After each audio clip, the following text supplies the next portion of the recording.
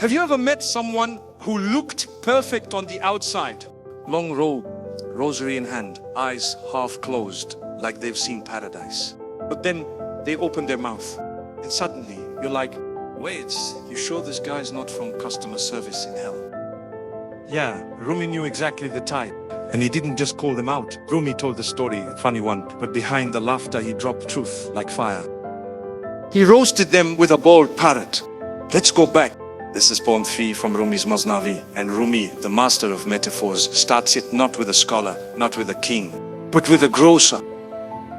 Now this guy wasn't famous. He didn't write books. He didn't post Instagram quotes about healing energy. But he had something better. A parrot. Not just any parrot. This bird could talk. It knew human words. It had sass. It had opinions. It even spoke better than some philosophers.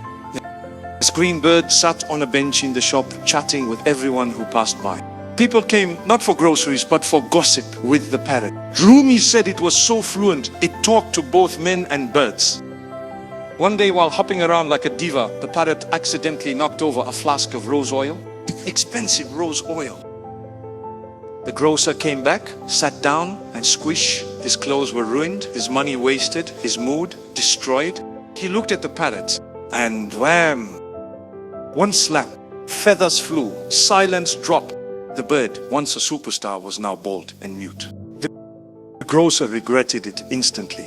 He wept, he tugged his beard, he gave charity, he prayed, he even whispered, "Oh God, break my hand next time, but not my bird." Rumi said, for days the parrot stayed silent. Everyone missed its voice. Even the beggars at the market were like, "Hey, did the bird retire?"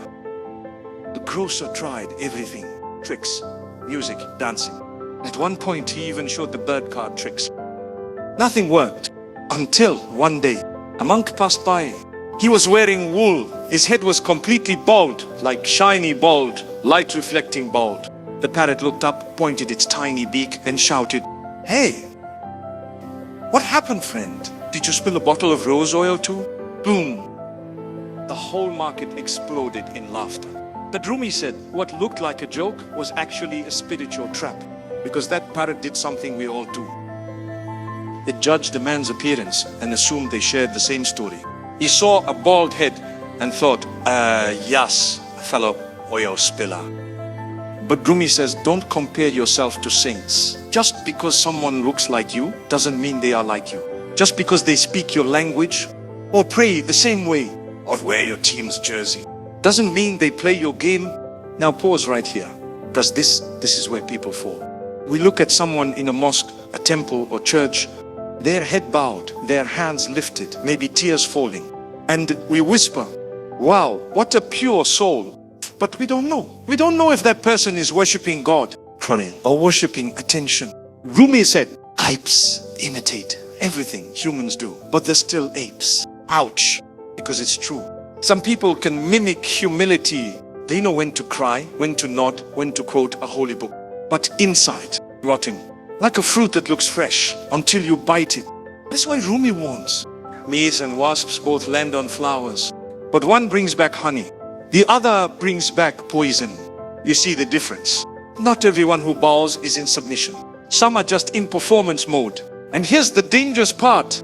When we see someone in a robe or beard or turban or reciting spiritual words, we assume holiness. But Rumi flips it. You know the word soul? It sounds like the sole of the foot. Beautiful word, same sound. But one reaches the heavens, the other gets stepped on.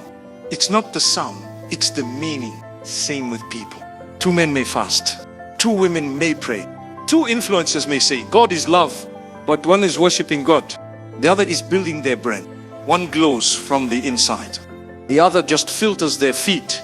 And that's the tragedy. In a world of spiritual copy-paste, how do you tell who's real? How do you know who's burr and who's wasp? So, how do we know who's real? Rumi said, to tell gold from glitter, you need a touchstone. If God puts a touchstone in your heart, you'll know doubt from truth. Like a single hair in your food, you'll feel it. He's not talking about judging others with pride. He's talking about discernment with humility. Because not everyone who says God walks with God. Rumi didn't give this story just to make us laugh, but to wake us up. The parrot thought it was the same as the monk, just because both were bald. But Rumi said, the distance between a saint and a faker is the same as honey and dung. Same flower, same field, different return. We live in a time where appearance sells, spiritual influences, fake humility, perfect profiles. But Rumi said, don't be fooled. One eats and turns to light. Another eats and becomes envy. Two people do the same action. One becomes a lamp, the other becomes smoke. So what do? Simple, stop looking for light in faces. Start looking for light in actions. Rumi reminds us, even devils can dress like men. Don't shake every hand. The hunter blows a whistle that sounds like love, just to trap the bird. Real love has a smell. Real saints don't scream, look at me, they walk in silence, but leave a fragrance behind. So next time you see someone in prayer, in robes, with holy words on their tongue, pause and ask, are they carrying honey or poison? Because Rumi said, the world is full of parrots now, talking, quoting, repeating. But when truth walks by, only a few stay silent. Only a few truly know.